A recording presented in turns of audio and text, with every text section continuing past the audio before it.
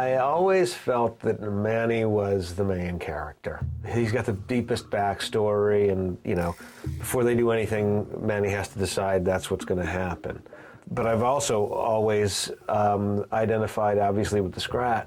I mean, the Scrat's a character we made up because we needed something for the Ice Age to kind of pound on. You know, he's just a hapless, smallest character that kind of just has to deal with, you know, he's at the bottom of the proverbial, you know, pile, as they say. The Scrat never appeared in the screenplay for Ice Age. It was never written. The Ice Age starts kind of in the fall, and it becomes whiter and whiter as we go. It gets colder and colder. And so we thought, how might we personify the Ice Age? How might we make the Ice Age itself a character?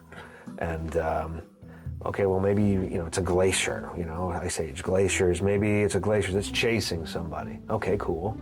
Then let's see, who should it be? Who should it be? Well, it should be the smallest character we can think of. And our character designer, Peter DeSev, made this little tiny thing that was, I forget what it was called. There's a long Latin name for this tiny, tiny creature. And it looked like a little squirrel. So we thought, it should be him. It should be the smallest guy. Let's put some saber teeth on that squirrel, and that'll be the guy. So we came up with a sequence where the glacier chases this poor little fellow, and it was one afternoon where we needed to make some sounds for it. So I went into the booth and I made some silly noises, and that's pretty much how I've made a living since. You know, there are a few rules for Scrat.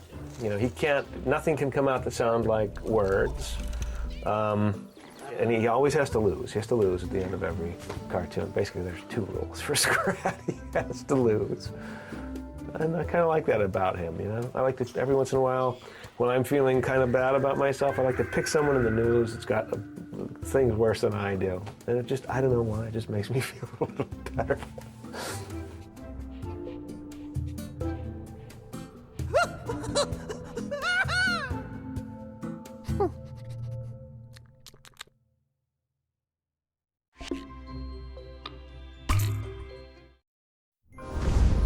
You coming back in here at the very bottom, and this will be take 2. You'll die slowly and painfully.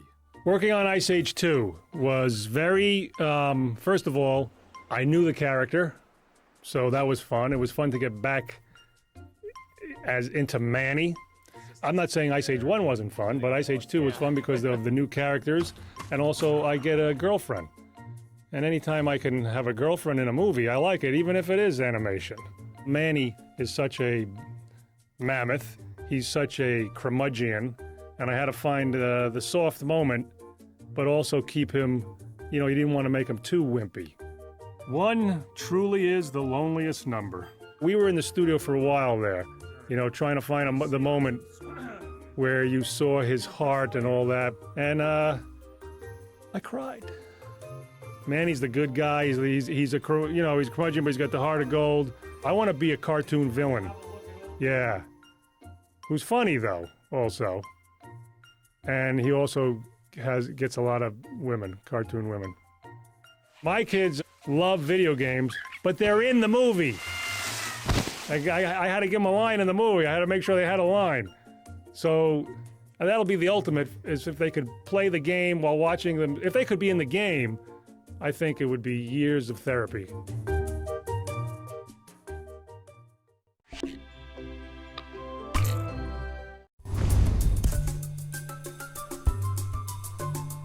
Ice Age is always fun to make, whether it's the sequel or the original. It's just Ray Romano's a very old friend of mine, as is John Leguizamo. So the idea that the three of us are interacting with each other in a giant animated situation just cracks me up, because we all started around the same time. We all kind of knew each other when we had no money. We each do a lot of improv within the framework of what they have.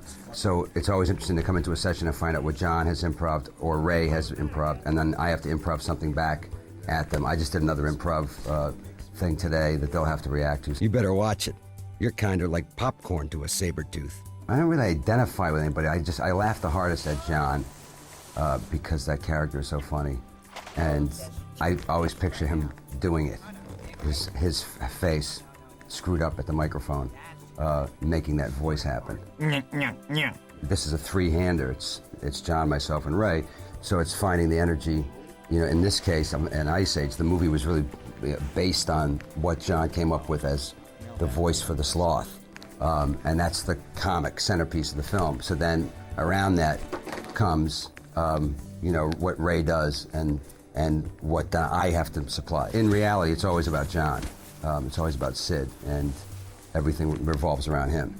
My character was pretty easy to come up with because I had to play the heavy in the first one, and even in this one, it's all about him annoying me. And I've been lucky because I've been a ladybug and, you know, a saber-toothed tiger.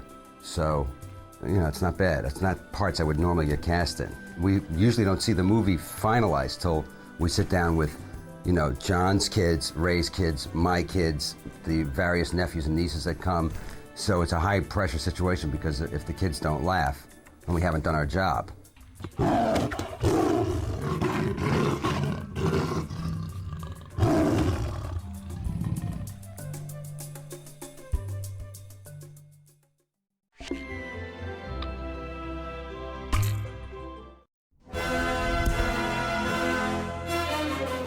The most fun of Ice Age 2 was they wrote me a lot of great jokes, and that was a lot of fun. And also, I think the sequence where the mini sloths worship me.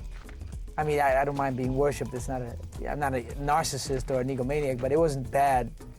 Did this great call and response things with the mini sloths, using tribal sounds and just silliness, and I did all kinds of like curly voices, like woo, I sing it, and used that. It was really weird and avant-garde and kind of funny. The second one was a little different because now we really knew our characters, we really knew what we were going for. We found the tone and the comedy in it.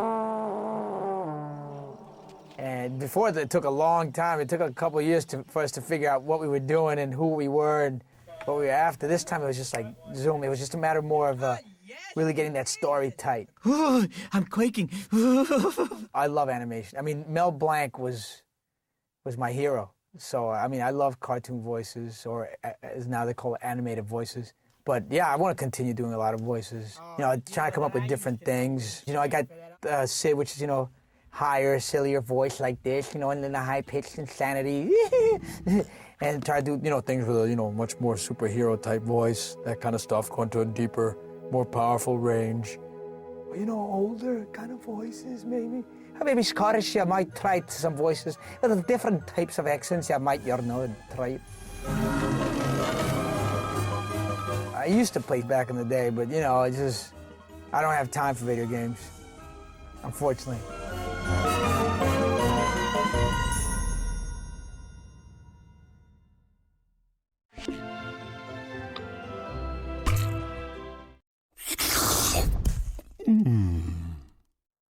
Can't talk. Too busy eating. I love doing voices. I would have to say the fructose intolerant bear is more fun than the dodos. They both have a lot of fun. The dodos were fun because they were so stupid. I get so tired and hungry that I could hardly move. I was nervous about doing Charlie because I hadn't seen anything and it hadn't been really explained to me. I was just sort of asked to come in and give it a shot. And Queen Latifah was there. And she gave me a big hug and said, "You'll be fine, baby." And that was really pretty much my preparation. It gave me the courage to go in and do Charlie. I play video games probably too much. It's amazing how good young people are at them. Somebody will kill you, and then you'll hear the voice through your TV, "Ha ha, I killed you, you're dead." And at first I thought, wow, this little girl killed me. And then the second time this little girl killed me, I realized, ha ha, you're not dead. Wait a minute, that's a boy. He's got to be like 10, 11 before the change. And it's amazing to me. I love playing it. I love taking them on. I will always lose to 10 and 11-year-olds, but I like to try. Oh, so hungry.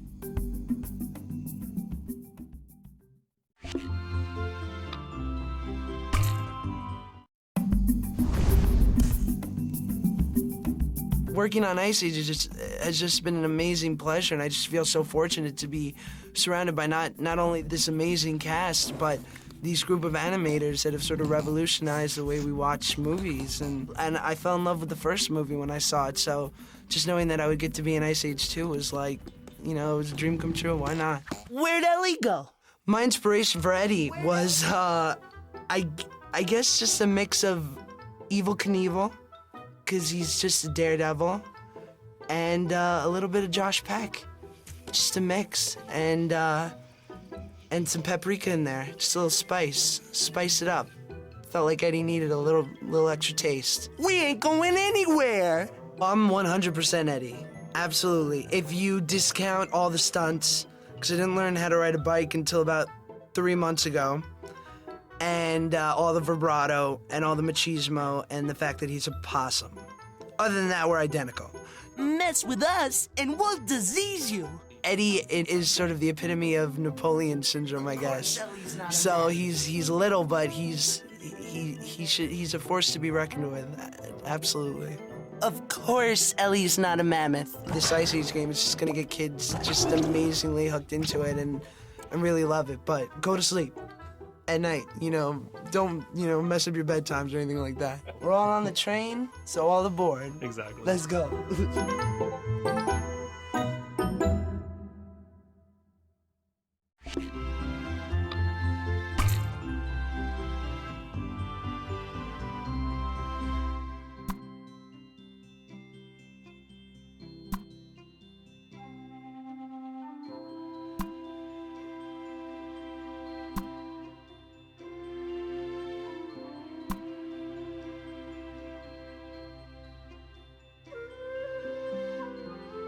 You